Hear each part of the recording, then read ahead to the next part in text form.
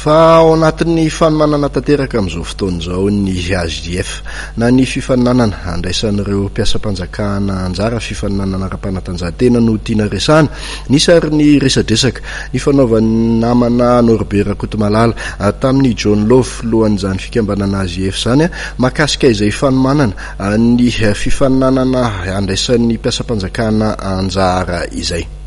Dia le programanay zany pour 2019 kitako hoe sarotry satria fantatsika tsara misy an'le hoe fahasalamana ho an'ny daholo ho an'ny mpiasam-panjakana zany zay mahakasika ny AJF zany.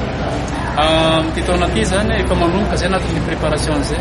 indrindra ohatra ny amin'le 25% misy an'le mpiasam-panjakana manao sport eny amin'ny 15 zany zany. Fa misy ny efa misy le laminasa irana amizay zany. Misy koa zany zavatra irana ministeran'ny fanatanjahantena sy ny tanora sy ny fanatanjahantena zany zay anisany voapetraka informer ny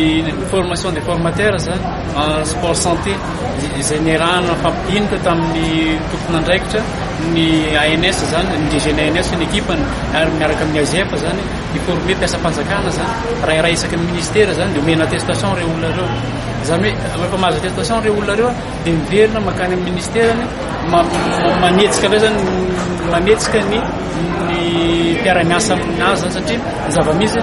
75% mpiasam-panjakana le mijana anaty bureau reny zany mitoy zany ny mpiara-miasa anatin'ny ministera sy ny AJF. Eo koa misy an'le 6 avril le journée mondiale ny sport sy ny raha reny izay na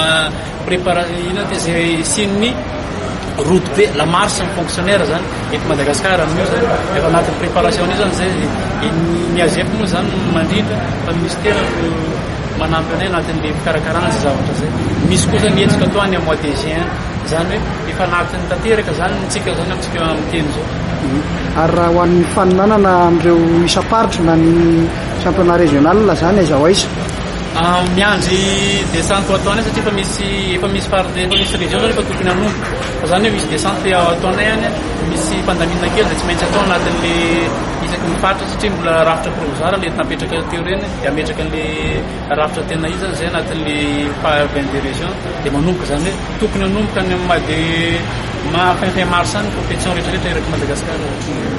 Ny fivirina mampafantatra ny mpikambana zay hoe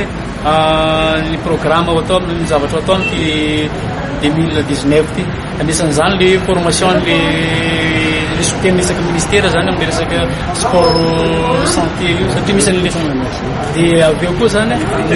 araka fantatsika zany tsy misy association afaka mikarakara ny sport d'entretien mpiasam-panjakana raha tsy ny AJF zay manana décret mazava tsara amin'io fa tsy izy association na miteny manao an'io manahio tsy afa-tsy zay zany dia zay mahatonga anay hoe sarotiny sy miasa satria tombotsoan'ny daholo be nijery anatin'ity fa tsisy resaka politika na resaka resana anatin'ity sport mpiasam-panjakana.